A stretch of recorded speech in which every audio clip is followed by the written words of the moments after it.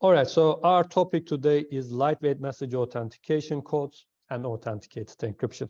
I will start with message authentication codes and we will move on to authenticated encryption. So let's start with a definition and I will try to explain why we need a message authentication code and why should we use it. So when we talk about symmetric cryptography, we talk that there are some kind of algorithms or types like block ciphers, stream ciphers, and message authentication codes. So block ciphers and stream ciphers are, from the name, they are ciphers, so they are encryption algorithms. But message authentication code is not an encryption algorithm. This is important. They are for message verification, okay?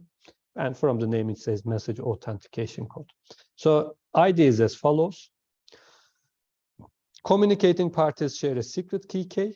So message authentication code is actually not a hash function. So a hash function is not directly a message authentication code because a hash function does not have a secret key, right? Here we start with a secret key. And with the secret key, when we want to send the message, we also create an authentication tag using the secret key. So I'm not encrypting the message. I'm sending the message as a plain text, but I assign a tag to the message. So the person I'm communicating with also computes a authentication tag from the message they received, and they check if these tags are identical. If they are, then they will say that, okay, the message is not modified during transmission. So this way you provide message authentication. So sender computes T and sends it with the message. Receiver can verify whether the message has been altered or not by computing the tag T prime from the message they received, and then check if the tag they computed equals to the tag they received. So this way, you communicate in a plain text scenario. There is no encryption, but you provide message authentication. That is the whole idea. So in this scenario, there are two types of attacks. One of them is obvious, key recovery.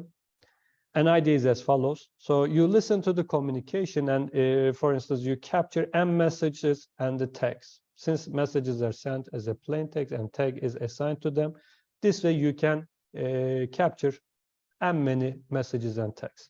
So in this scenario, it should be infeasible for an attacker to recover the secret key K that was used to create these tags.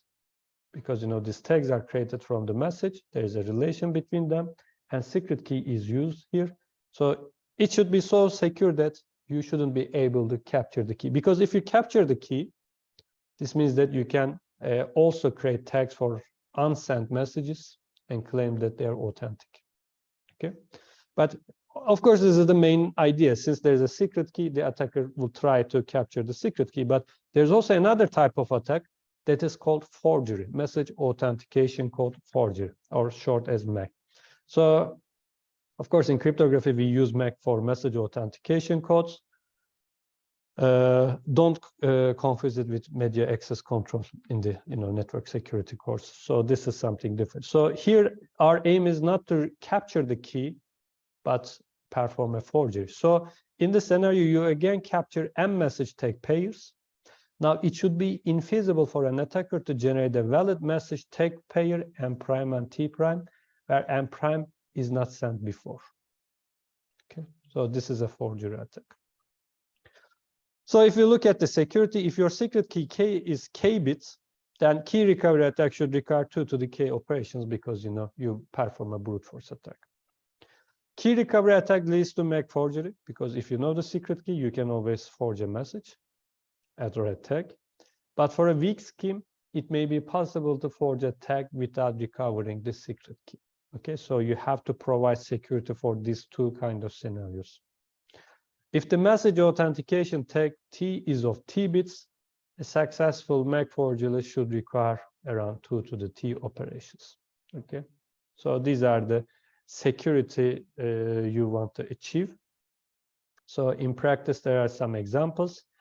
Old but well-known example is CBC-MAC. So in this scenario, as a message authentication code, you use an encryption algorithm.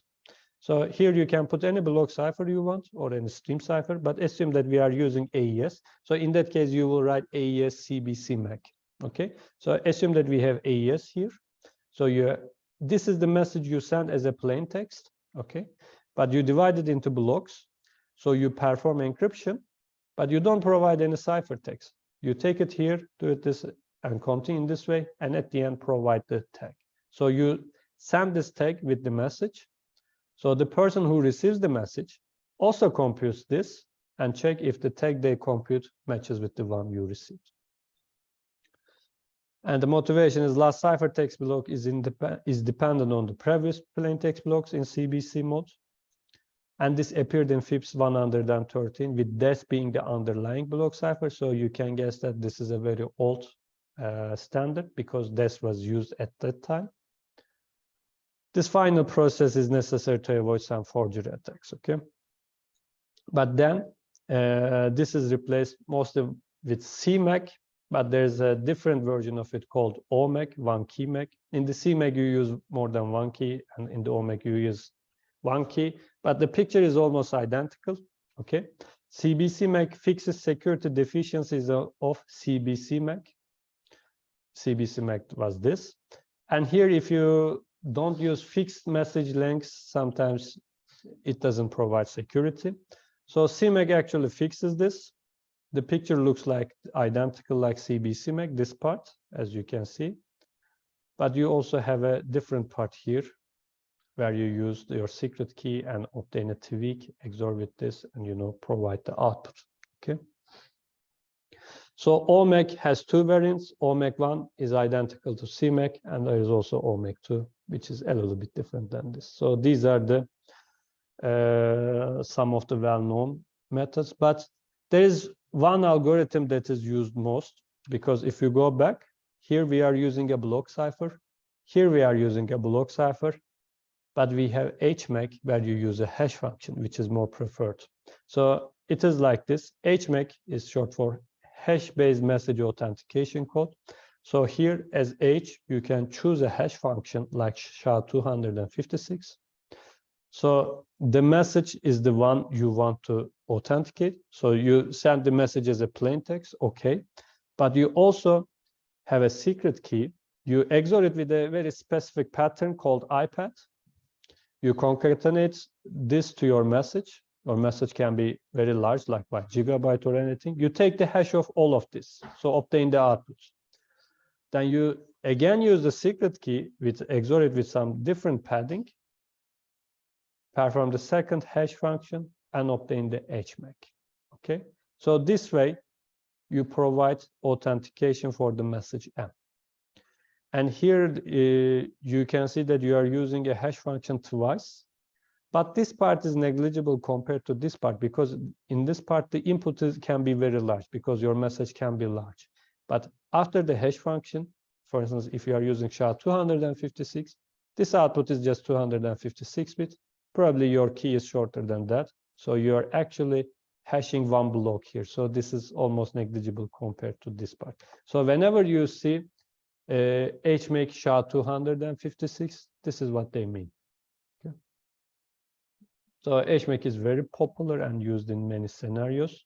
So if you don't want to use a hash function, but want to use a block cipher, because maybe in the hardware you have a block cipher like AES, but you don't have a installed hash function. So in the hardware, maybe you don't have a hash function or anything. So instead of obtaining authentication from a hash function, you can use AES here in CMAC and obtain the message authentication. But if you have the freedom to have a hash function, generally people use SHA-2, but for instance, in Wi-Fi security, WPA protocol in your routers uses SHA-1 HMAC, okay, if I'm not mistaken. So you can either use a block cipher or a hash function like this, but we also have some lightweight designs.